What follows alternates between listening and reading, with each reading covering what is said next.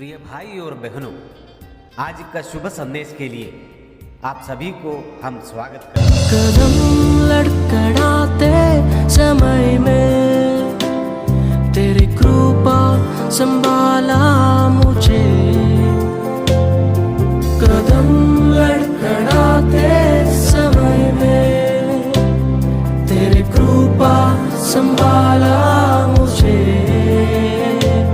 मेरे कदम सिद्ध करके तेरी सेवा में कृपा से चलाया मुझे। मेरे कदम सिद्ध करके तेरी सेवा में कृपा से चलाया मुझे। ओ सन्ना, ओ सन्ना, यहूदियों के राजा को।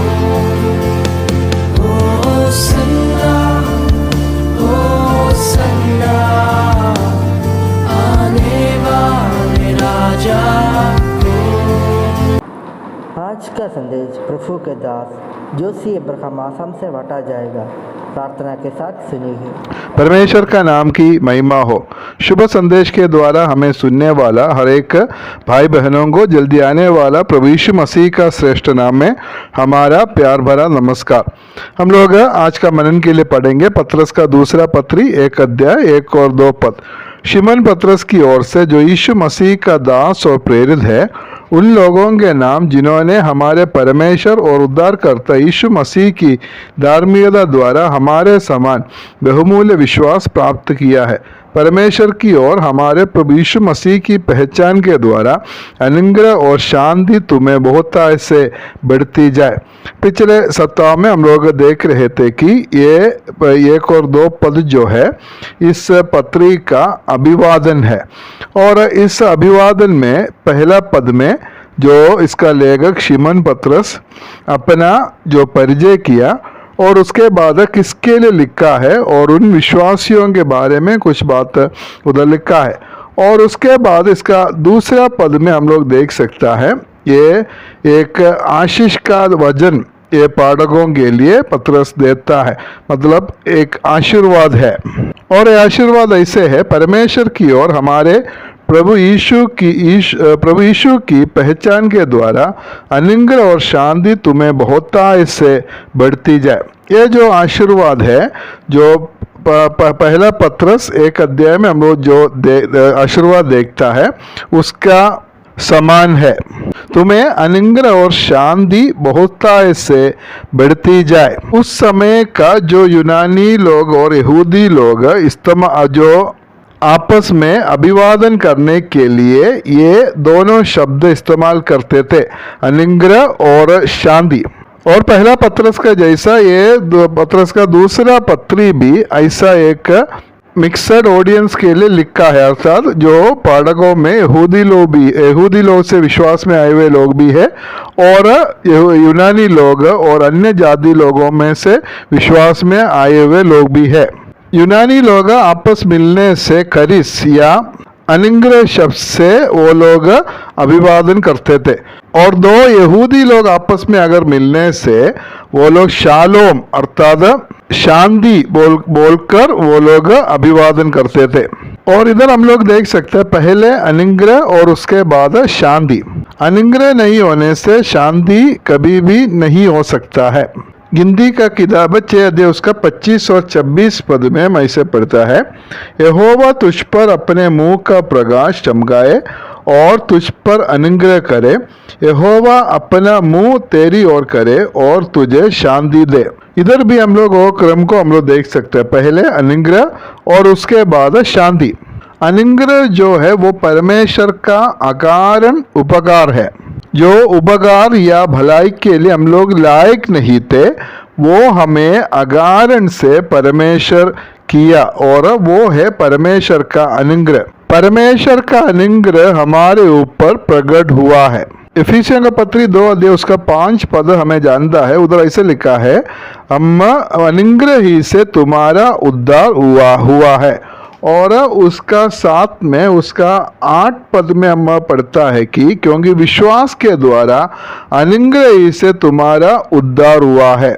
हमारा उद्धार जो है, हमें मिला हुआ उद्धार परमेश्वर का अनुग्रह से हुआ है। उद्धार और उसके साथ में हम लोग अनुभव करने वाला सारी आशीष जो है उसके लिए हम लोग लायक नहीं थे और परमेश्वर वो हमें ऐसे दे दिया है और वो है परमेश्वर का अनुग्रह। और जिन्होंने अनुग्रह को प्राप्त किया, जिसको ये अनुग्रह मिला है, उनको शांति मिलता है।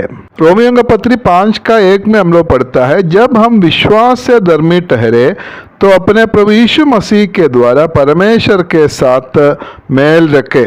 हम लोग पहले विश्वास से धर्मी ठहरना है और ये सिर्फ परमेश्वर के अनुग्रह से हुआ है।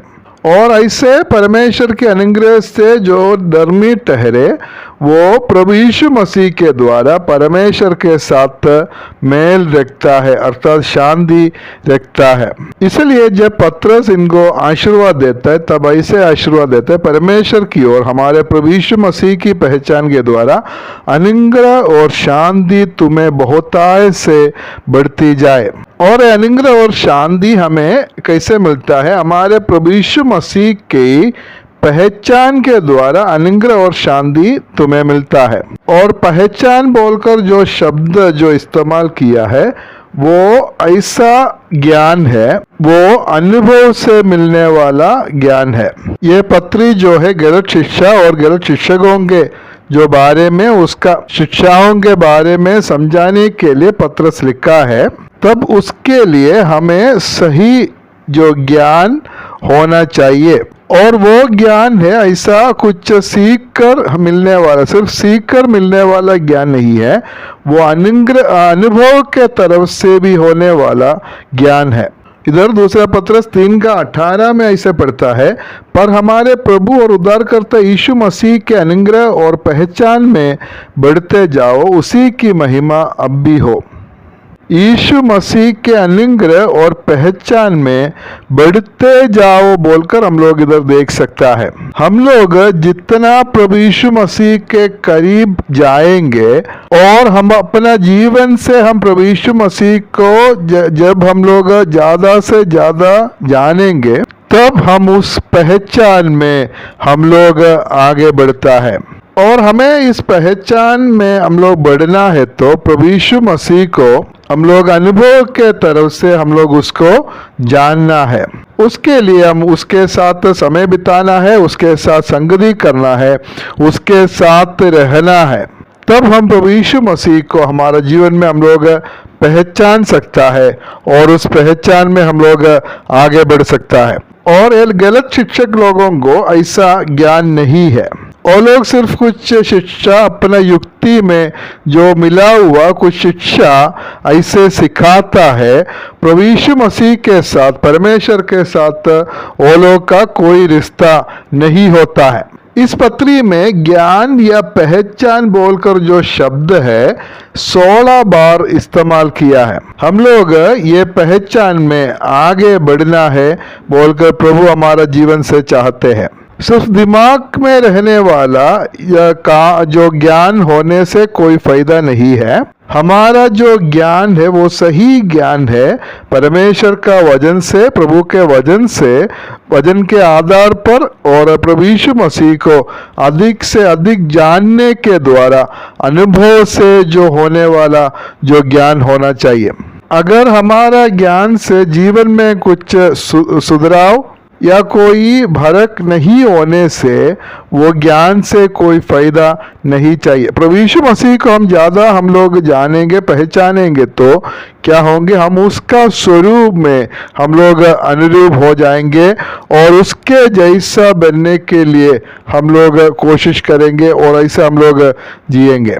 और इसके लिए परमेश्वर हमें सहायता करे। परमेश्वर की ओर हमारे प्रभु यीशु मसीह की पहचान के द्वारा अनुग्रह और शांति तुम्हें बहुतायत से बढ़ती जाए। परमेश्वर का नाम की महिमा हो।